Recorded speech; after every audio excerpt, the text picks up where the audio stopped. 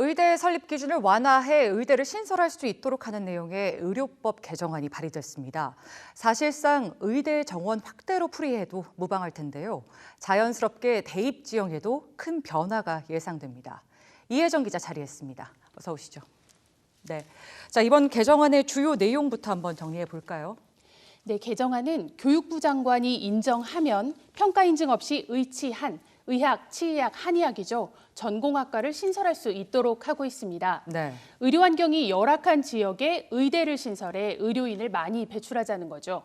네, 코로나19를 겪으면서 지역의 열악한 의료 환경에 대한 공감대가 커지는 분위기입니다. 그랬죠. 네, 이 법안은 전남 목포를 지역구로 둔 더불어민주당의 김원희 의원이 발의했는데요. 실제 전남에는 의대도 대학병원도 없습니다.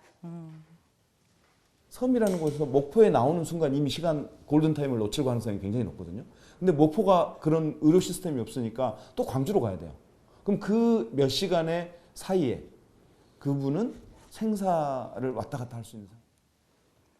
대통령이 약속했던 공공보건의료 체계 강화에도 부합하고 의료 취약 지역에 이제 의료 인력을 많이 좀 배치하겠다 이런 얘기인데 의대를 신설하는 게 왜 문제가 되는 건가요? 네, 의대는 그러니까 국가가 인정한 평가기구, 한국의학교육평가원으로부터 인증을 받아야 합니다. 인증을 못 받으면요, 폐교됐긴 했습니다만 서남대가 그랬던 것처럼 신입생 모집이 정지되고 또 졸업생은 의사 국가고시를 볼 수가 없습니다. 네. 그런데 이 인증평가라는 게 교육과정 전반을 보거든요. 그러니까 의대가 새로 생긴다고 해도 그동안의 교육과정에서 내보일 게 없다면 인증평가를 통과할 수가 없습니다. 그러면 신설 의대를 졸업한 학생들은 의사 국가고시를 볼 수가 없습니다.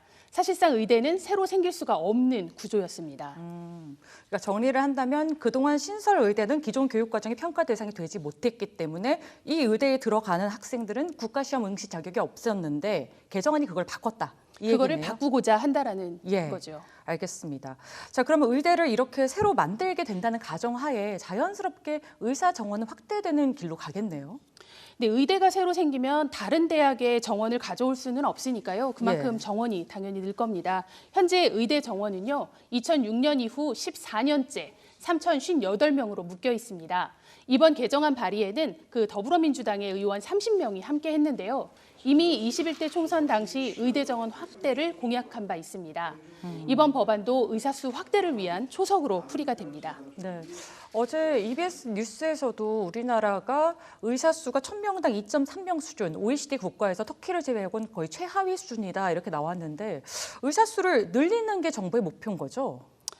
그렇게 볼 수 있습니다만 예. 현재 코로나19를 겪으면서 사실 우리나라의 보건의료에 대한 위기의식이 굉장히 커졌습니다. 예. 그래서 여당과 청와대가 공식적으로 밝히는 건 아닌데 의사수나 의대 정원을 확대하는 방안을 두고 고심하고 있다. 그리고 그 인원은 500명 정도라고 이제 예측이 되는 상황입니다. 한 해의 의대만 500명 이상 최소 증원할 수 있다.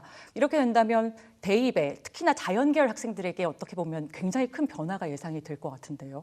네, 빠르면 2022학년도부터라는 예측이 나옵니다. 현재 고2 학생들이 대학에 가는 해입니다. 그런데 이 2022학년도가 좀 특별합니다. 현재 약대가 2+4 이제 학제를 선택하고 있는데요. 6년제가 되죠. 그렇죠. 예. 이게 6년제 학부 모집으로 바뀌는 겁니다. 지금까지는 자연계열 학과를 2년 다닌 다음에 약대 4년 과정에 다시 들어가야 합니다. 그런데 2022학년도부터는 바로 약대에 입학할 수 있다는 뜻입니다. 이렇게 되면 내년에 고3이 되는 학생들 가운데 자연계열로 진학할 학생들이 인기학과인 약대로 바로 지원할 가능성이 높습니다. 전국 37개 약대 가운데 2곳을 제외한 35개 학교가 이렇게 6년제 학부 모집으로 전환을 하는데 이 인원이 1,600명이 넘는 것으로 현재 추정이 되고 있습니다. 결국 이르면 2022학년도에는 의대와 약대를 합쳐서 그 정원이 전부 2,100명가량 늘어날 수도 있다라는 얘기입니다. 네, 그래서 이공계열 지각 변동을 예고하는 전망들이 상당히 많았던 거군요. 자, 이렇게 된다면 아무래도 대입에 있어서 쏠림 현상이라든가 아니면 어떤 불균형적인 문제라든가 생기는 부작용들이 없을까요? 당연히 많습니다. 대입 지형에도 지각 변동이 불가피하고요.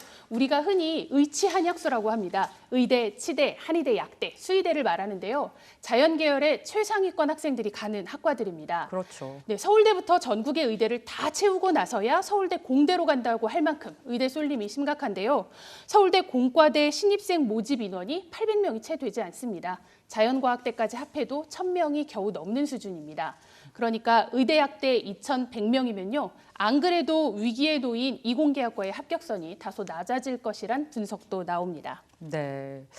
사실 20대 국회에서도 이 공공의대 관련 법안이 5건이나 발의가 됐었는데 번번이 무산됐었단 말이에요.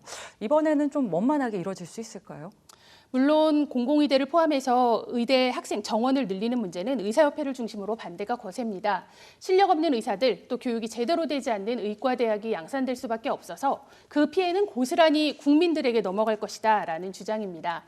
그런데 코로나19로 공공의대 설립 논의가 잇따르고 있고 또 특히 거대 여당인 더불어민주당이 의대 정원 확대를 지난 총선 공약으로 내세웠습니다.